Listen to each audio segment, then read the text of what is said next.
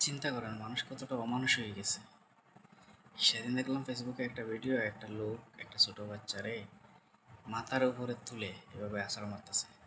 একটা তারপর একটা তারপর একটা এরকম করে তিনটা আছাড় মারছে। মারার পরে উঠাইয়া দেখে, চায় যে বাচ্চাটা আছে নাকি নাই, মারা গেছে নাকি। চিন্তা করেন আমরা দেশের মানুষ কতটা অমানুষ হইলে এরকম কাজ করতে পারে। এই যে এসব দেশে আছি, এই যে এতটা বছর ধরে আছি, আজ পর্যন্ত কোনো দিন শুনে নাই যে কেউ কাউরে হত্যা করছে, মারছে, কাটছে, কুপাইছে, টুকরো টুকরো করছে, মাথা এক জায়গায়, হাত এক জায়গায়, পা এক জায়গায়, নদীতে ফেলাই দিছে। এইসব নাই। এইসব দেশে মানুষের জীবনের মূল্য আছে, দাম আছে। এটা সাধারণ মানুষও বোঝে, এসব দেশের সরকারেও বোঝে।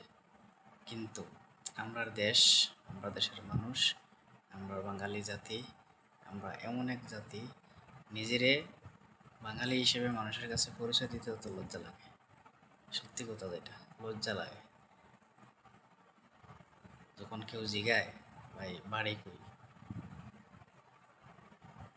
বাংলাদেশ বা বাঙালি কইতেও শরম লাগে।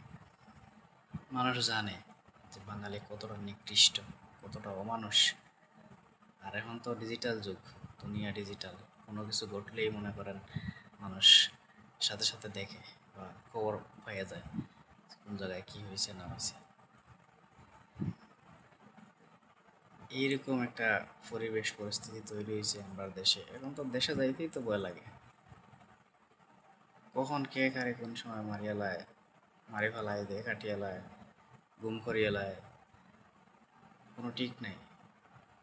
নিরপরাধ মানুষ, কোনো অপরাধ নাই, কোনো অন্যায় নাই, মাইরা লাইছে, কোনো কারণ ছাড়া মানুষ মারিয়া লায়।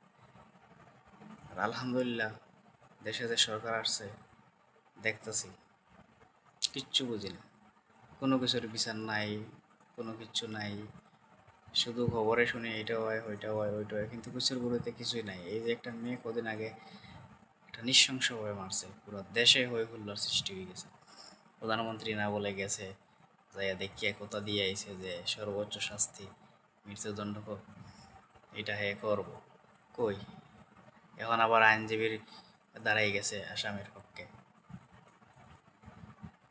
প্রথমে শোনা গেল যে কোনো আইনজীবী কইছে যে এই আসামের পক্ষে দাঁড়াইতো না, এখন আইনজীবীও দাঁড়াই গেছে।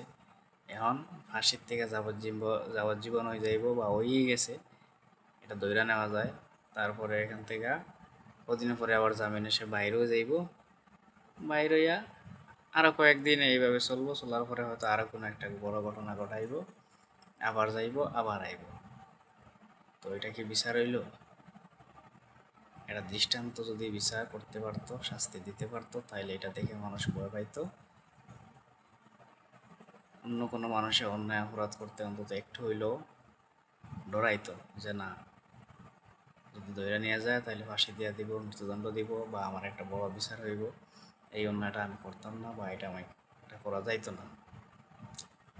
কারণ অপরাধীরা অপরাধ করে, এরা জানে যে যত বড়ই অপরাধ করি, আমরা দেশে কোনো আইন নাই, বিচার নাই, টাকা আছে, টাকা দিয়া ছুটে করবো 2-4 দিন শ্বশুর বাড়িতে তাইকা, আর কি। এই দেশের মানুষ, আমরা বাঙালি, কোনো দিনও আমরা ভালো হইতে পারতাম না। বুঝছেন, মানুষ আমাদেরকে যেভাবে এখন লাত্তিউষ্টা মারে বাইরের দেশে, নিজের দেশে বাইরের দেশে কোনো দেশেই আমাদের বাঙালির সম্মান নাই। এইভাবেই থাকতে হইব, এইভাবেই থাকি খাইয়া আমরা মরতে হইব।